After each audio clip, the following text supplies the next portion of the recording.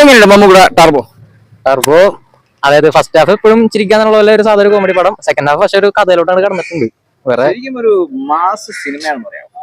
മാസാണ്, അത്യാവശ്യം മാസ് പടമാണ് അത്. കുറെ പേർക്ക് നമുക്ക് മാസമായിട്ട് തോന്നും, കുറെ പേർക്ക് ഒരു ക്ലീശ പടം പോലെ തോന്നും. ശരിക്കും 73-ാമത്തെ വയസ്സിൽ മമ്മൂക്കയുടെ ഈ ഒരു ആക്ഷൻ രംഗങ്ങൾ എങ്ങനെ? നല്ലോണം എഫർട്ട് ഇട്ടുണ്ട് അതിനകത്ത്. അവസാനത്തെ സ്റ്റണ്ടിലൊക്കെ നല്ലോണം കാലകത്തിയും നല്ല കിട്ടുന്ന സ്റ്റണ്ട്സ് ഒക്കെ ചെയ്തേക്കണം. അപ്പൊ എന്തായാലും അത്യാവശ്യം ഈ പ്രായത്തിൽ ഈ ഒരു സിനിമ എന്ന് പറയുമ്പോൾ അത്യാവശ്യം മാസമാണ്. ശരിക്കും ട്രിപ്പിൾ മാസ് എന്ന് പറയാം. ട്രിപ്പിൾ മാസ് എന്ന് പറയാൻ മമ്മൂട്ടിയുടെ ഇറങ്ങിയാൽ വെച്ച് നോക്കുമ്പോൾ അത്യാവശ്യം പിടിച്ചിരിക്കാൻ പറ്റും. ശരിക്കും 2024 പിറന്നപ്പോൾ മമ്മൂക്ക കൊടുത്ത നല്ലൊരു അഞ്ചാമത്തെ ചിത്രമാണ്. അഞ്ചാമത്തെ ചിത്രം മമ്മൂട്ടി കമ്പനിയുടെ. മമ്മൂട്ടി കമ്പനിയുടെ ഇത് മറ്റേ ബ്രഹ്മയുഗം കൂടി കഴിഞ്ഞ് അഞ്ചാമത്തെ. ഈ ഒരു ചിത്രം കണ്ടതിന് ശേഷം മമ്മൂക്കയോടുള്ള ഇഷ്ടം കൂടി ഈ പ്രായത്തിൽ ഇങ്ങനെ പറയുമ്പോൾ നമുക്ക് എപ്പോഴും ഒരു 40 വർഷം മുമ്പുള്ള സിനിമ ഇന്നലെ കണ്ടപ്പോൾ തന്നെ അതിൽ ഇതുപോലെ നിൽക്കണേ. ഇപ്പൊ 40 വർഷം നിൽക്കണെന്ന് പറയുമ്പോൾ അത്യാവശ്യം സെറ്റ് ആയിരിക്കുമല്ലോ ഉള്ളൂ. എങ്ങനെയുണ്ട് മമ്മൂക്കയുടെ ടർബോ? സാർ സൂപ്പറാണ്. മമ്മൂക്കയുടെ ഈ പ്രായത്തിലുള്ള അഭിനയം ഒരു രക്ഷയില്ല. പുള്ളി ഡൂപ്പ് കാണുമ്പോൾ പുള്ളി അഭിനയിച്ചാണ് ഒരു രക്ഷയില്ലാത്ത പടം.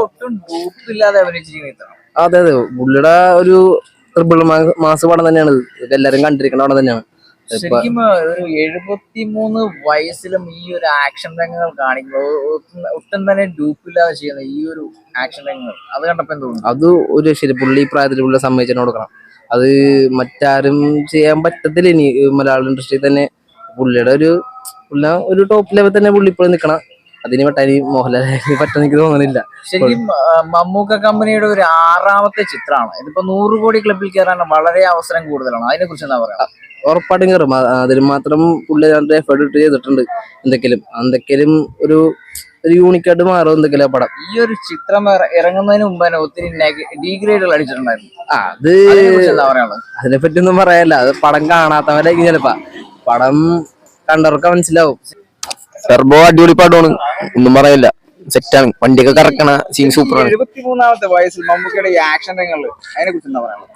അതൊന്നും പറയാൻ പറ്റില്ല, അടിപൊളിയാണ്. ഈ പുതിയ ന്യൂ ജനറേഷനൊപ്പം തന്നെ കട്ടക്ക് നിൽക്കുന്ന ഒരു നടനായിട്ട് തോന്നുന്നുണ്ട്. എങ്ങനെയുണ്ട് സ്റ്റോറി ഇഷ്ടപ്പെട്ടു? സ്റ്റോറി ഇഷ്ടപ്പെട്ടു.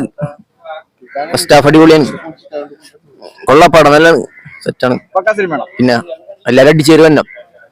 ശരിക്കും ട്രിപ്പിൾ മാസ് എന്ന് പറയാവോ ചിത്രം? പിന്നെ